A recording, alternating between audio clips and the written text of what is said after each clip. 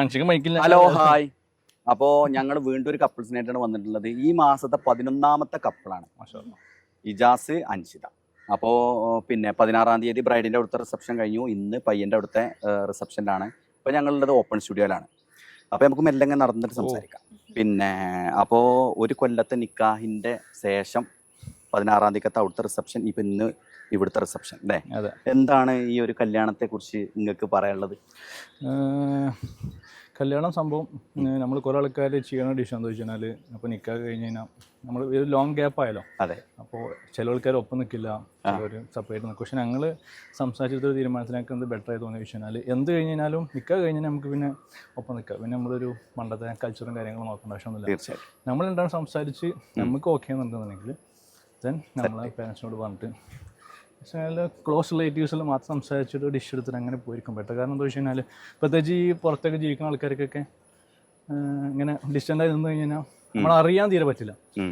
ഇതിപ്പോൾ നമുക്ക് കൂടുതലായിട്ട് അറേഞ്ച്ഡ് മാരേജ് തന്നെയല്ലേ? എങ്ങനെയായിരുന്നു കല്യാണത്തിലേക്ക് എത്തിയത്?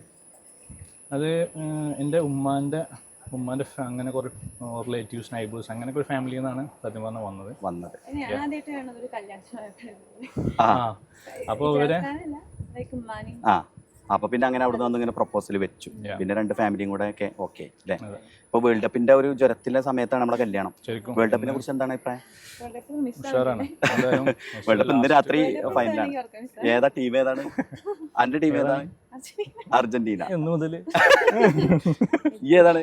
ഓഫ് കോഴ്സ് മെസ്സി ഫാൻ അല്ലേ? മെസ്സിയാണ്. അപ്പൊ രണ്ടാളും അർജന്റീന ഫാനാണ്. ഇന്നിപ്പോ സ്പെയിനും അർജന്റീനയും തമ്മിലാണ് കളി. അപ്പോൾ ഫൈനലി നമുക്ക് ഇപ്പൊ നിങ്ങൾക്ക് റിലാക്സ് ചെയ്ത് കാണാം. കാരണം ഇന്നത്തോടു കൂടി നിങ്ങളെ ഫംഗ്ഷന്റെ തിരക്ക് കഴിഞ്ഞു. രാത്രി 2:30-12:30 മണിക്ക് നിങ്ങൾക്ക് കാണാം. പിന്നെ അപ്പോൾ ഈ ചെർപ്പളശ്ശേരിയിൽ അല്ലെങ്കിൽ നിങ്ങൾ ആ സൈഡിൽ ഞാൻ ഒരു 10-12 കല്യാണങ്ങൾ നിങ്ങളുടെ റിലേറ്റഡ് ആയിട്ടുള്ള കുറേ ഫ്രണ്ട്സ് സർക്കിളൊക്കെ ഞാൻ എടുത്തിട്ടുണ്ട്. അപ്പോൾ എങ്ങനെയാണ് ഈ ക്യാപിറ്റൽ തിയേറ്ററിനെ നിങ്ങൾ ഇങ്ങനെ കല്യാണങ്ങളിൽ ഇങ്ങനെ ഉൾപ്പെടുത്തി കൊണ്ടുപോകാൻ എന്തെങ്കിലും റീസൺ ഉണ്ടാവില്ല? ശരിക്കും സത്യം പറഞ്ഞാൽ എനിക്ക് കസിൻസിന് സജഷൻ കിട്ടിയിട്ടാണ് ഫസ്റ്റ് ഞാൻ നിങ്ങളെ വീഡിയോസും കാര്യങ്ങളും കാണുന്നത്. അവരും പറഞ്ഞു വെരി ഗുഡ്, നിങ്ങൾ വന്നു കഴിഞ്ഞിട്ട് നിങ്ങൾ സംസാരിച്ചു കഴിഞ്ഞാൽ ഒന്നും നോക്കണ്ട, ഫുള്ള് നിങ്ങൾ നോക്കിക്കോളാം. പിന്നെ നമുക്ക് പിന്നെ ആ സൈഡിലോട്ട് റിസ്ക് എടുക്കേണ്ട ആവശ്യമില്ലല്ലോ. നിക്കാഹിന്റെ ഒരു കൊല്ലം മുന്നത്തെ നിക്കാഹിന്റെ ക്യാപ്ചറിങ്ങും ഇപ്പൊ ഇന്നത് കഴിഞ്ഞ് ഇന്നിപ്പോ ഒരു കൊല്ലത്തെ ഗ്യാപ്പിലുള്ള റിസപ്ഷൻ. അപ്പൊ ഈ ഒരു കൊല്ലത്തെ ഗ്യാപ്പിൽ ക്യാപിറ്റൽ തിയേറ്ററിന് ഉണ്ടായ ഒരു വളർച്ച നിങ്ങൾക്ക് തോന്നിയത് എന്താണ്? ശരിക്കും നിങ്ങൾ അന്ന് മുതലേ ഫോളോ ചെയ്യാൻ തുടങ്ങിയതല്ല, അപ്പോൾ കറക്റ്റ് അപ്ഡേഷൻ വന്നിട്ടുണ്ടായിരുന്നു. മീൻസ് കാണലുണ്ടായിരുന്നു ഇങ്ങനെയൊക്കെയാണ് നിങ്ങളെ ഫോട്ടോസ് ചേഞ്ച് ആവുന്നത് കാര്യങ്ങളൊക്കെ. It's good. എനിവേ അപ്പോൾ പിന്നെ 16-ാം തീയതിക്കത്തെ ഫംഗ്ഷനിൽ ഇപ്പോൾ ഇന്നിപ്പോൾ നമ്മൾ കുറേ ഷൂട്ടൊക്കെ എടുത്തിട്ടുണ്ട്. അപ്പോൾ എന്താണ് ഞങ്ങളുടെ ടീമിൻ്റെ ഒരു എക്സ്പീരിയൻസ് എന്താണ്? എല്ലാവരും ഭയങ്കര ഫ്രണ്ട്ലിയാണ്. നമുക്ക് ഓപ്പണായിട്ട് സംസാരിക്കാനോ എങ്ങനെ പോസ്റ്റ് ഷൂട്ട് എങ്ങനെയൊക്കെ വീഡിയോസ് കാര്യങ്ങളൊക്കെ കണ്ടൊക്കെ ഭയങ്കര കൂളായിട്ട്. ബ്രൈഡിന് എന്താ പറയുന്നത്? സ്പെഷ്യലായിട്ട് എന്താണ് ക്യാപിറ്റൽ തിയേറ്റർ? നിങ്ങൾക്ക് ഒരാളിപ്പോൾ ഈ ക്യാപിറ്റൽ തിയേറ്റർ എങ്ങനെയുണ്ടെന്ന് ചോദിച്ചു കഴിഞ്ഞാൽ നിങ്ങൾക്ക് അവരോട് കൊടുക്കാൻ പറ്റിയ ഒരു സ്പെഷ്യൽ കമൻറ്റ് എന്താണ്? എന്നാലും നമ്മൾ സ്പെഷ്യലായിട്ട് എന്തെങ്കിലും മെൻഷൻ ചെയ്യുമല്ലോ, അതിന് അങ്ങനെ പറയണമെന്നുണ്ടെങ്കിൽ ഫംഗ്ഷൻ കഴിയാത്തതുകൊണ്ട് നിങ്ങൾക്ക് ഉണ്ടാവില്ല അല്ലേ?